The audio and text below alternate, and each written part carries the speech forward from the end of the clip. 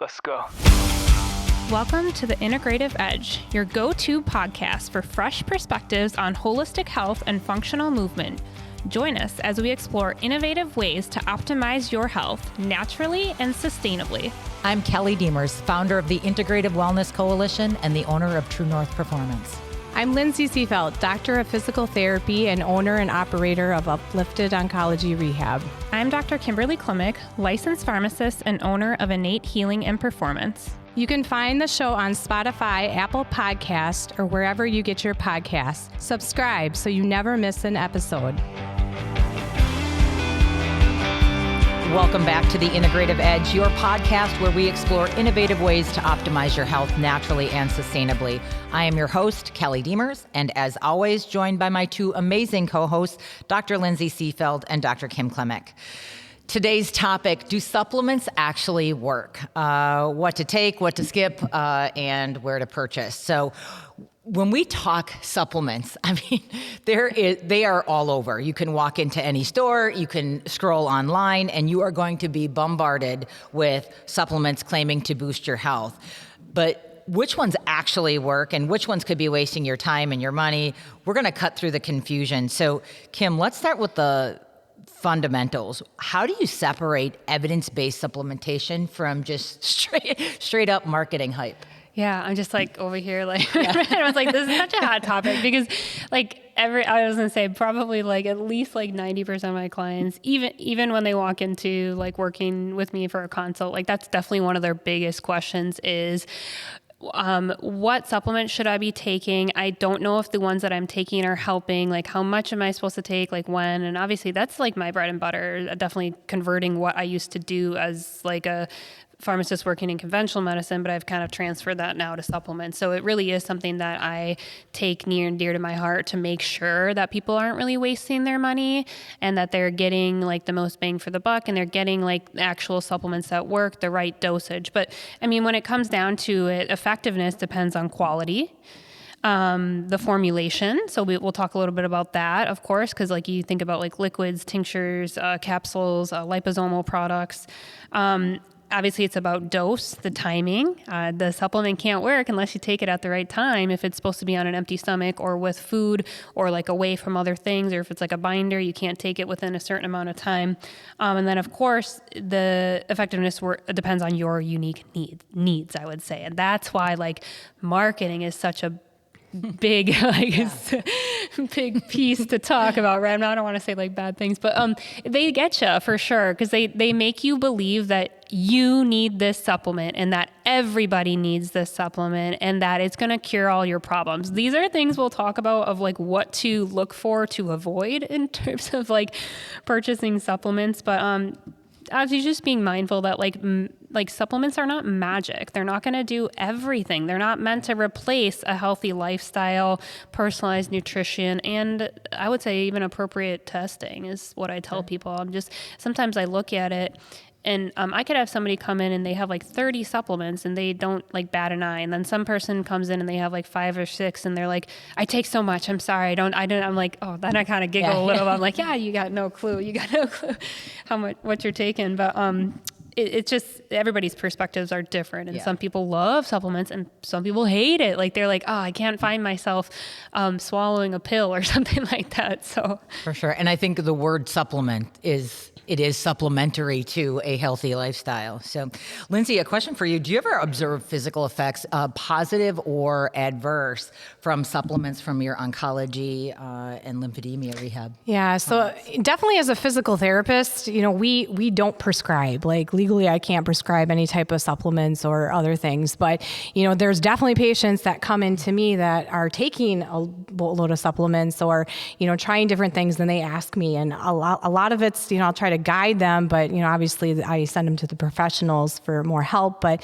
definitely like the first thing, if they're have some kind of injury or surgery or anything like that, I mean the first and foremost thing is like, okay, what are we doing naturally first? Like, are you getting good source of protein because you've had this trauma? We need to make sure your body is able to build up. So I as a physical therapist, I definitely stress like getting it from the whole foods first because it is supplements, right? So when we're talking like more performance type things, there's different things out there, and I'm sure we're going to touch upon a lot of that. But it's personal preference and obviously being guided on what to take. Perfect, which is a great segue into the next question. Kim, what core supplements hold the strongest evidence for just general wellness and recovery? Yeah, I was like, I'm pretty sure I have like a post for my Instagram in the pipeline for this, like Dr. Kim's like top fit 5 supplements. I know it's in there somewhere. I gotta get that posted, but I would say definitely number one for me is just, I don't know, you can hear me talk about this all day and night, is gonna be magnesium. Like we just, on any given day, like easily people need anywhere from like 300 to 400 milligrams of magnesium in different formulations. But then when you're talking like depletion that happens throughout the day, you actually need even more. And then there's various forms of different magnesium. But the reason I care about it so much is that it's responsible for almost over 400 functions, enzymatic functions in the body that help your help your cells function. So when you're chronically being depleted, like every day, whether it's through like stress, exercise, bowel movements, you're just losing that every day. And what a world of difference it can be to actually get magnesium that's good for like cognitive function and like energy, and then like, or magnesium that's good for like, muscle recovery and sleep. Like that's a really good one, like magnesium glycinate. I think like mostly all people are taking that one by now, but that one's like one of my top ones. And then what was interesting, and again, is that most people know that like vitamin D is really good for us. Depending on your like ability to even get outside in the sun, depending like how much exposure to the sun your body can take and handle, or when you have to actually put, some sunscreen on or something like that. Most people definitely in the winter are not getting enough around here. But that's why I say magnesium first, because you can't really increase your vitamin D levels unless you have enough magnesium first. That's why some people might be like, well, I'm taking a bunch of vitamin D and I don't know if it's working or helping, or I don't see my vitamin D going up. One, it's probably because they don't have enough magnesium. Magnesium is a cofactor to help that vitamin D. But then I usually have them take it with K2 so that you don't really shift calcium loss from the bones. But vitamin D for sure. And then one that's been really interesting to me, and I would say was a total like eye opener. I really do truly feel this in my bones that most people walking this planet are going to benefit from an omega supplement, because at the root of almost every chronic health condition is omega deficiency. I see it time and time again on people's blood work. Omegas are the reason I actually started taking omega. In pharmacy school, I thought they were all it was all for just cardiovascular health. And that was pretty much it. Like if people had like cholesterol and blood pressure issues, that's when you give them fish oil, But I actually learned that it's definitely like such a big, like anti-inflammatory support for the body. It helps reduce, for me, the reason I started taking it helps reduce like painful periods. So like having a balance of the omega-3s and 6s is so important. I even went to a conference, I remember last year with like Nutridyne, and one of the chiropractors there was like, yeah, pretty much one of the number one things he helps with people is he specializes a little bit more with his clinic with adjustments, but then he also does he specializes in brain support. And he's like, every single one of my patients is taking like an omega. And he went through all the reasons as to why they should be taking it. But it's more than just, like I said, for me, it was more than just cardiovascular health. But obviously there's many benefits for that, but there's just omegas in general. But I did personalized medicine training this past fall in March for gut and autoimmune conditions. And yes, my instructor basically hammered into my brain that every chronic health condition or autoimmune condition, you're going to likely find omega deficiency at the heart of it. So, and when you think about it, not a lot of people eat like wild caught fish every day.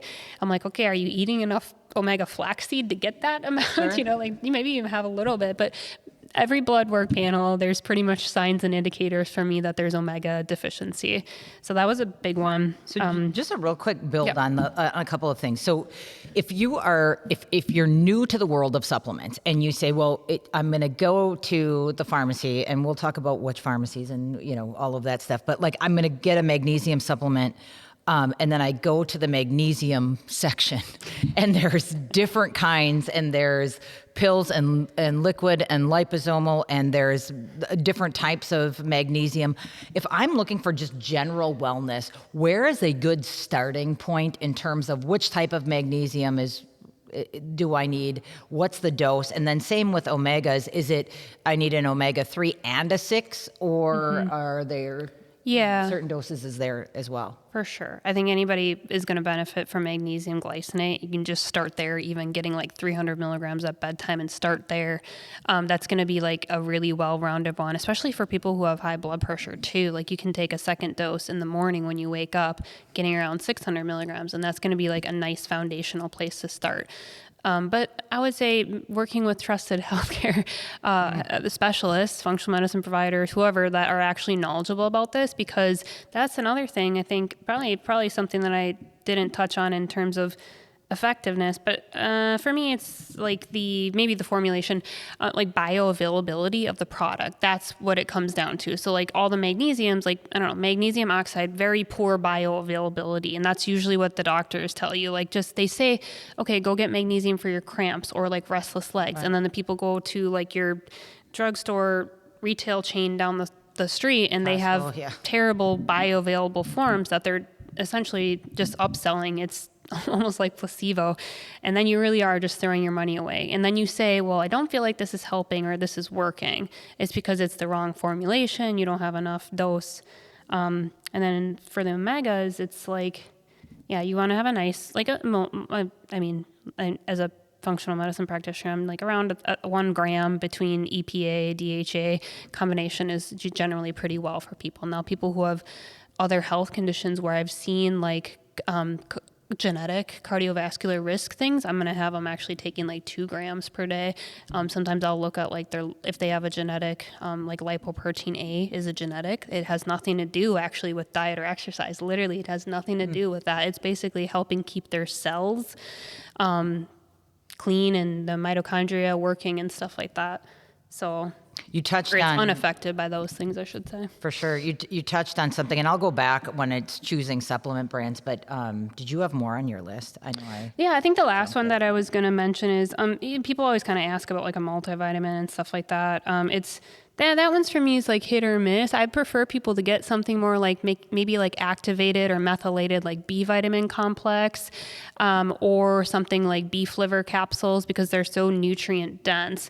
There's like AG1 greens powders that are all like, a multivitamin, which is good. Definitely gets you your greens, your prebiotics, stuff like that. But I would say like it better more invested in something that like you maybe truly need. Try to like you can get all those multivitamin things through Whole Foods Nutrition, but if you really need a particular something based on a genetic predisposition or something, then that's when you're gonna, I would say, focus a little bit more on some of those specific ones I just listed.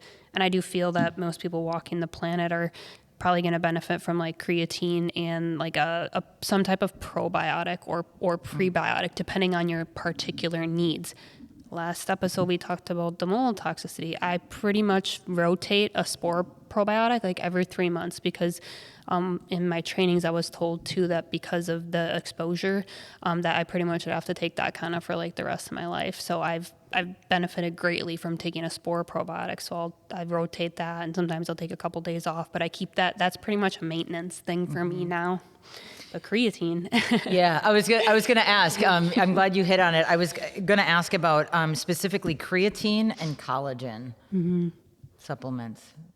Yeah, on creatine, we're learning like so many more benefits beyond, like everybody just thinks, okay, creatine's for like muscle mass or something. But for women in particular, there's tons of research out there now that's indicating creatine is really good for like depression and anxiety symptoms, just like mood regulation, good for sleep, and collagen, super good for skin, your joint health, hair growth, nail growth. There's definitely different types of collagen too.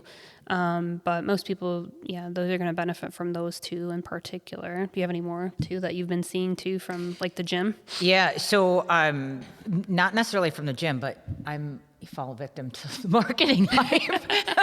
Yeah, she was saying this. That's a well-known feature of these podcasts is anything that's marketing related, I fall for. We talked a little bit about spermidine, but NAD, I've heard more about specifically NAD and glutathione. Yeah, I mean, in particular in my practice, glutathione is something that I use pretty a little, well, I would say like not all the time, but it's sort of like a next tier. It's a next level kind of supplement. So glutathione is like our body's natural, our body's master antioxidant, right? So it's going to like fight off free radicals, reduce oxidative stress, that kind of thing. And sometimes it can be impaired due to impairments in like our detox pathways, or if you have other chronic health conditions, your body like doesn't make as much. So giving yourself glutathione can actually help upregulate your detoxification pathway. So that's why even like a lot of like IV clinics around here, they promote like IV glutathione because it's a quick way of getting it into the body if you're pretty bogged down and you need a little bit more support. And that's a big one. I call the N-acetylcysteine is like the poor man's version of glutathione. So if you can, because glutathione is an expensive supplement, it's pricier, I would say, depending on how people view that. But it's a pricier supplement. So you can take N-acetylcysteine, which is a precursor to glutathione. So I have sometimes have people doing that for sure. And then the other one you said NAD plus. I haven't used it like too much. It's definitely like and again, that's one that I think that some of the IV clinics really specialize in around here. I'm seeing that more Pop more up. delivered Like IV. Yeah, I've seen some miraculous like health benefits for people in terms of that in regards to the IV NAD plus, but I haven't used it too much. I've dabbled in it myself for sure. I have some NAD plus, and I think we were joking a little bit sometimes because we get all excited about the supplements and like some of the newer ones we want to try them, but then we try too many at once. We don't know which one is which one's working. My comment, earlier is, you get in these marketing. So my latest one, don't laugh, but this is my latest one. I just started. It's molecular hydrogen. So you drink it in the morning. And then I was sharing with Dr. Lindsay and Dr. Kim, I was sitting on the couch and eating my supplements or taking my supplements, and someone asked what I was snacking on. And it was like, no, it's just, this is my supplement. So vitamin C has been a big one as of late. I feel like we're seeing vitamin B infusions with vitamin B. Vitamin C, we're seeing a lot more of that coming in liposomal forms. Yeah. Can you talk about the efficacy of liposomal delivery, IV delivery, pills? Yeah, obviously, like with IV, it's basically like you're bypassing the gut and you're getting it directly into the body, directly into the bloodstream, wherever it needs to go. Again, kind of similar thought process if you're making a particular compounding things that are like nasal or rectal or whatever it is. You get it into the body the fastest and the highest absorption if you have to bypass the gut when there's compromise with the gut. But liposomal, it's interesting.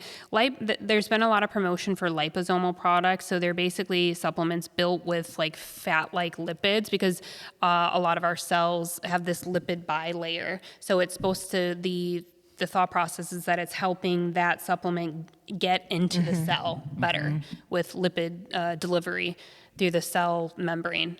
So that is the thought process with liposomal. And vitamin C, I feel like there's a lot for vitamin C just because it's an amazing antioxidant. We've seen like even in cancer therapies, high dose vitamin C is so beneficial for the immune system. And you're getting high doses. So that's why IV can be beneficial for that, because obviously the rate limiting step by having too much high dose vitamin C can be loose stools in the gut or the digestive tract. And then I think, to help with that, there's like buffered vitamin C now and liposomal vitamin C so that you can tolerate a higher dosage of that particular product. I think especially when you're getting up to like even 1,000 milligrams per dose, it can lead to loose stools for people if you don't absorb that well. So I think those are some of the newer like therapies. Thoughts on the gummy versions? because people don't want to take the pills. It's like all of a sudden they look like they're coated in sugar. Yeah. I don't know if they are. I got a strong opinion regarding the gummies, only because I look at all the ingredients, right? Like I'm a nerd and I'm sitting there, I'm like, okay, you guys, but yes, it has the active ingredient, but it also has all these like preservatives and fillers and then the sugars. It's like you're basically negating the whole process of it. I was like, I'd rather give you some tincture and water or like a powder or something that's non-flavored, and we can figure out ways. You can put it in smoothies or whatever. Because I have to do all those things like when I'm working with children or pediatrics. Like I figure out ways that they're going to be able to take them. Not a fan of the gummies, basically. I don't know how you say it. Fair. So we talked about the different forms, but what criteria should people be looking at when they're looking at choosing supplement brands or, the forms? How do you know if you're getting something from, that's quality versus ordering, I can get the same thing off of Amazon for $2 that I can get at the, pharmacy or full script for 3 times that? Yeah, I mean, we can definitely talk about like where to safely purchase supplements for sure, and then like things that you should be looking for. But again, I think it's the same. I always try to explain it to clients too. It's like it's a little bit of the same process of when you're looking for your foods, right? Like the longer the laundry list of ingredients on the back of that product is probably not good for you. Like it really should just have the active ingredients. And then there are certain, like when I was working at the compounding pharmacy, like I learned about, you actually have to have certain filler, like packers they're called, to actually fill the capsule. So those aren't bad for you. And then trying to get veggie capsules essentially, and not a lot of like synthetic colors and dyes. And even like citric acid and stuff, you're going to want to look for like non-GMO and stuff like that for the most part. But yeah, I mean, those are the things you're looking for, is any type of synthetic fillers, dyes, and then it comes down to the bioavailability of the forms. So like I said, magnesium oxide, poor bioavailability, something that's often gets prescribed too. People are like, oh, you're low in vitamin B12 on their, even if they get a B12 test at their doctor's office, they'll be like, okay, go get some B12. And then you'll look and there's like cyanocobalamin, poor bioavailability. You want like methylated forms of the, there's actually a couple different forms of B12, but that cyanocobalamin isn't absorbed well for most people, and especially if you have a genetic mutation. So those are some of the things, but if you go to things to skip. If you go to a cheap drugstore, like big box store brands, they generally do not have good supplements there. And that is what's something that's coming to the forefront, is they've done studies pulling those. They've literally like gone in there and kind of done like, what do you call it? Like sting operations. We buy a bunch of supplements and let's actually test the quality of the product. Something that I learned when I was working at the compounding pharmacies, we have like all of our, even the like hormones and chemicals and stuff there, they have something called a certificate of analysis. So like they've actually done the testing and the potency testing and everything to say, here it is. This is our certificate of analysis. This is exactly what we say it is, and we have the proof for it. Now, a supplement company who does really well, or that is, I shouldn't say does really well, but is a reputable supplement company, they would have the same thing. So you can actually ask the company, like, do you have a C of A for this? But so those are things that I think about. And then there's going to be certain types of companies and places where you can get those things. And I would say other things to look out for or avoid, just so we can talk about that, is definitely like influencer push products or like trendy products that don't really disclose all the exact dosing and things like that.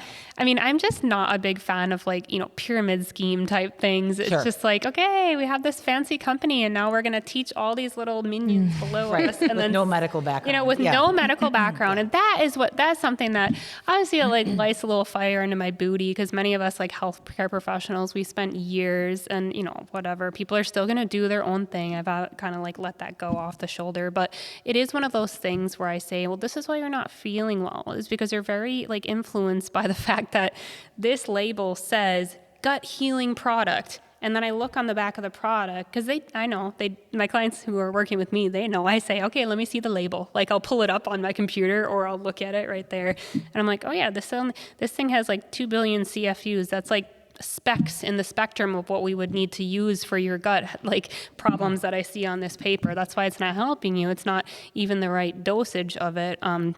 You know, I see that all too often, especially with like combination products. Unfortunately, like a combined product is generally giving you micro doses of something, and it's probably not going to move the needle at the end of the day. So don't be influenced by pushy influencers, I would say. And I think the supplement world is not governed by the same, entity as the medical pharmaceuticals are. So there can be a little bit of surreptitious behavior in the supplement realm that people aren't aware of. But you brought up something, the C of A. Is that something that a quality supplement company would just automatically offer up? If you emailed them or whatever, and message them or whatever. But yeah, it's like the safely purchasing supplements, like you should be getting it from like checking for third party testing is essentially what I'm talking about there. That's kind of what that is. It's third party testing. And yeah, there's like GMP certified practices, NSF, USP certified stamps. Like those are all things you can look for on the label too, like good manufacturing practices is what that stands for, to ensure purity and potency, because that's what it is at the end of the day. And I literally had, this is why it's a good spot for this podcast, because 2 weeks ago I had a client, he full on said to me, and he's been super gracious and actually sending me photos. He purchased, I wanted him to take a particular supplement that I recommended for him on full script. It was a guy kind of struggling with a lot of like acid reflux and heartburn and stuff. And he said, he purchased the supplements for like first time, then he needed his refills. And he said, hey, Kim, like, I just want to let you know, like, I full on, like, I went and tried to get that product somewhere else because it was cheaper. And I did. And I bought it. He told me where he bought it from. I think it was like some distributor on Amazon through somehow connected to Walmart or something too. But he literally was showing me two completely different supplements. Like he said, the label looked exactly the same. I kid you not, Kim. But I could tell, and he had sent me photos. So I'm like, I'm going to do a whole thing about this so I can show y'all. But it was like the lot number was different, tampered seal. The actual color of the capsules were not even the same as his old product, because he still had a little bit of the the regular product. So he could see That's tampering. Terrifying. Yeah, it was. And he's like, this looked exactly like the supplement you recommended for me and told me to take. And he was like, and it wasn't. And he's like, I have no clue. How many people are going to do that? Like how many, if it looks the same, how many people are going to dig in and look at the back? I wouldn't. No. And there was like a different particular kind I had showed her too. She told me she got her supplement. And again, it's just, I'll definitely gonna kind of hit hard on like Amazon supplements, because you really don't know what's going on right now out there. It's like they are doing really terrible things with supplements on Amazon. Quality is not guaranteed. Anyone can list supplements on Amazon, actually, and that opens the door obviously to like counterfeit, expired products, tampered products. When you think about it too, you know that there's big warehouses, like Amazon has warehouses. Sure. Obviously, again, my experience working in a pharmacy, you have to keep those medications and things temperature controlled, so that there's no climate control in those warehouses. But then the big one you can definitely see is like tampering was real. He said there was like broken seals on it. He could tell the bottle was relabeled, repackaged. There's 0 active ingredients in that product potentially, and it also could have harmful things. I don't even know. That's where like my brain goes to, it's like when you hear about like fentanyl laced products or something like that. I mean, I try to be extreme, but it's like you just like when you're trying to cut corners like that, it's just really not going to be in your best interest. And usually even my goals with supplements for people is like, I don't want you to have to take these forever.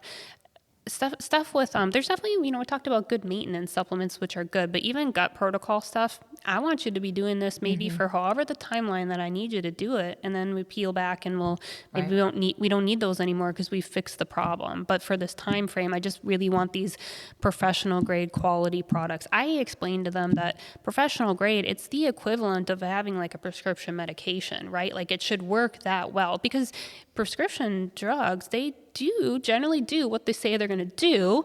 However, they generally have side effects that people aren't very happy about, right? Sure.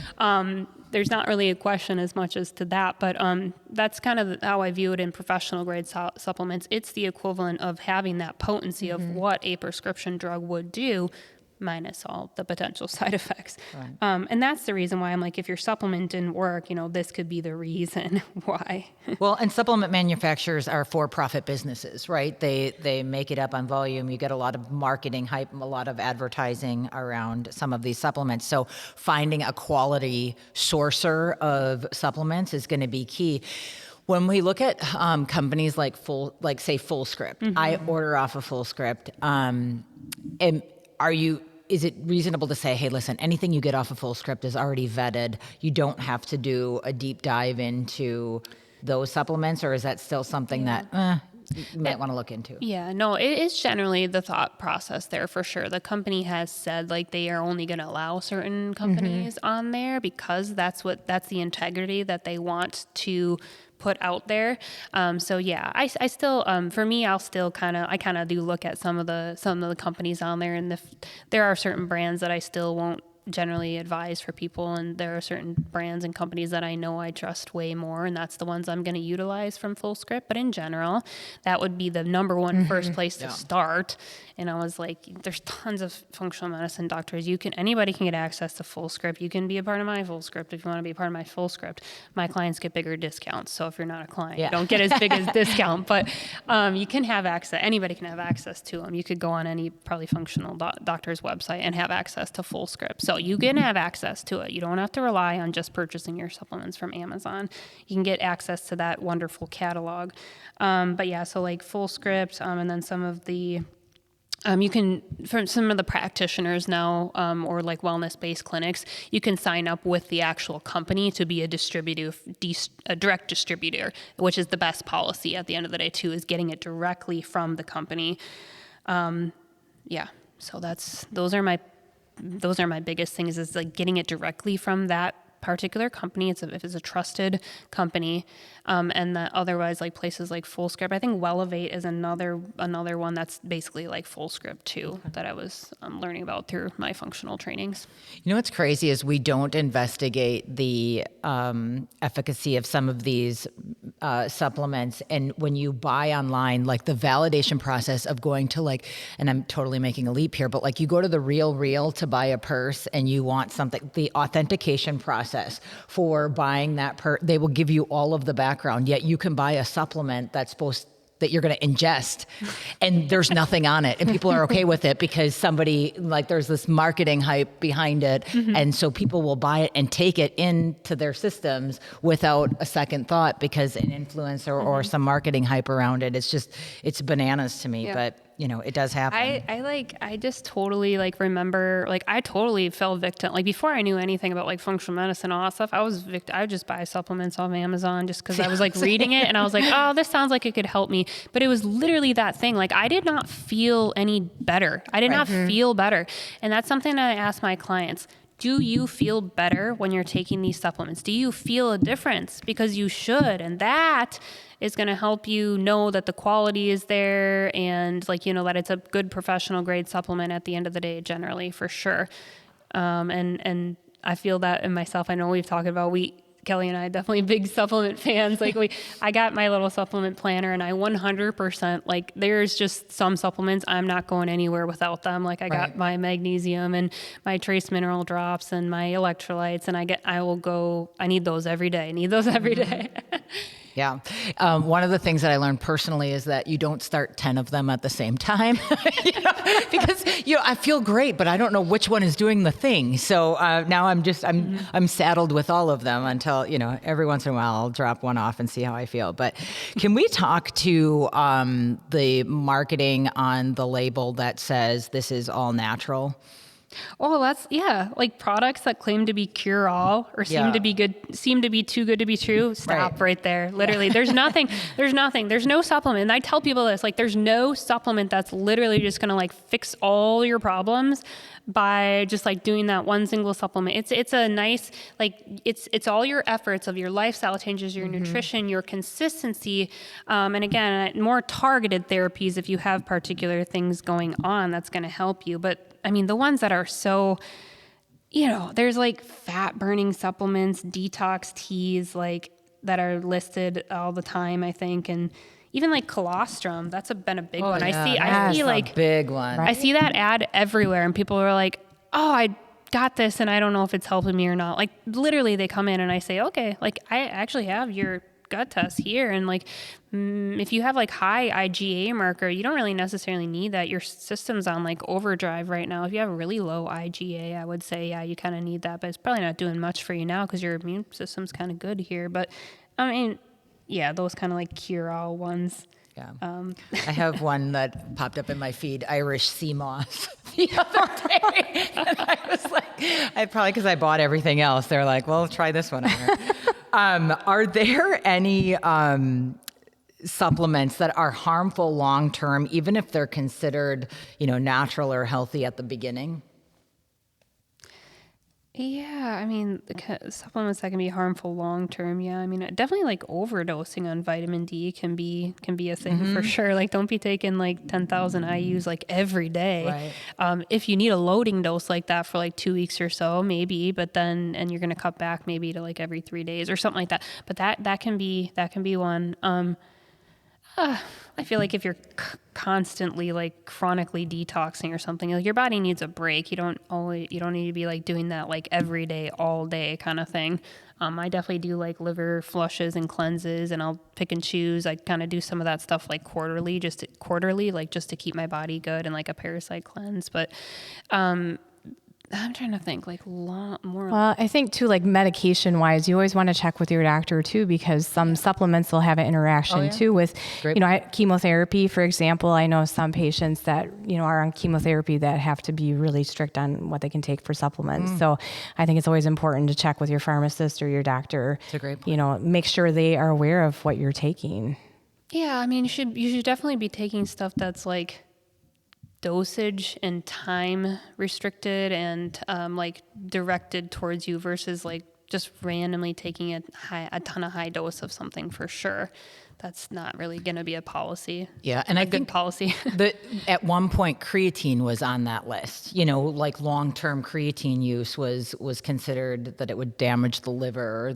And studies have come out and have debunked that, but they have said, you're going to retain water, you're going to gain weight, you're going to, it's harmful long-term, and they just haven't seen that. And to your point about the vitamin D, I actually know someone that was taking like 5 times I know the someone dose, too, that's why I said it. like just on accident, and ended up in the ER just because she didn't know. So it's interesting. Can someone rely solely on food to meet nutrient needs without any supplements? Like to that dose, I think about like vitamin, like my examples, the omegas. I mean, in order to get the amount of omega-6 and 3 that you would need from like the wild caught fish, you'd have to actually eat a lot of fish. That's just like day. how I feel about it. I don't want to be like super extreme and just be like, yeah, like, cause I'm trying to sell supplements to anybody. That's not how I feel about it, but I genuinely feel, and that's why I take my own. I take an omega every day. Like because I know there may be a week I don't even eat fish for the week, and I'm like, oh shoot, yeah, I didn't get that wild caught fish in. And I got my wild caught salmon and stuff like that, but I just know that I know I'm not going to meet those requirements solely through nutrition, and that is why I supplement. But I feel like I'm pretty good with nutrition and exercise, and I can't imagine some people who don't, do any of that stuff even in general. And they're, you guys know very well that people's nutrition habits are not the greatest. So that's, and to the quality of the food that we're getting too, right? Like that's what it comes down to sometimes for sure. And people are like, is this greens powder good? I'm like, it's probably good for you, to be honest. Like it's probably is good for you. Cause I know you're not eating vegetables every day. Especially when I was little, I was like, gosh, I don't think I ate a vegetable in my life. Like when I was a little kid. But yeah, I think, like I said, I think they're definitely a good like adjunct to healthy nutrition, and it's perfectly fine. Like if you have some of your maintenance ones, I definitely know, like, in the wellness space in general, you do see like some bigger fancy like practices who are very like, they do say, you know, hey, like part of you feeling well is actually taking your supplements daily and regularly, taking your vitamins, you know, like that's a thing. So it's definitely going to be a personal choice for you. And it, you know, I've created a routine where it's just like clockwork. I don't even think about it. And I organize my little supplement planner on Sundays. Takes me 10 minutes. Boom, I got everything set for the week. I got my like breakfast, lunch, and dinner ones or whatever. If I'm working on something, I set an alarm. If I'm working on gut repair or something, I'll take between meals and stuff like that. So it's definitely an individualized thing, and depending on what you're dealing with in terms of any chronic conditions or just maintenance support. Sure. I think from our lens at True North, supplements we always look at supplements as supporting movement, not replacing it. It supports a healthy lifestyle. Use them to back up good movement, hydration, rest habits, exercise habits, those types of things. Final thoughts. Yeah, just kind of what you summed up. You know, it's a supplement, you know, doesn't replace what you need to be doing with the nutrition and lifestyle changes. So, but it's a great tool. Yep. Mm-hmm. Yeah, and just like definitely like a personal choice, and like if you know you feel well with taking supplements and you got good quality ones, then like keep on and making sure that you kind of follow some of these guiding principles here with it, and just know like making sure you get a quality product. And yeah, you want to feel the difference if you're using good supplements, I would say. So choose evidence-based supplements, use them in synergy with movement and recovery. Skip maybe all of the hype-driven blends and the marketing schemes. So if you have enjoyed this episode, please share it with a friend. That's it for us this week. If you haven't already, please subscribe on Apple Podcasts, Spotify, or wherever you get your podcasts, and we'll see you next time.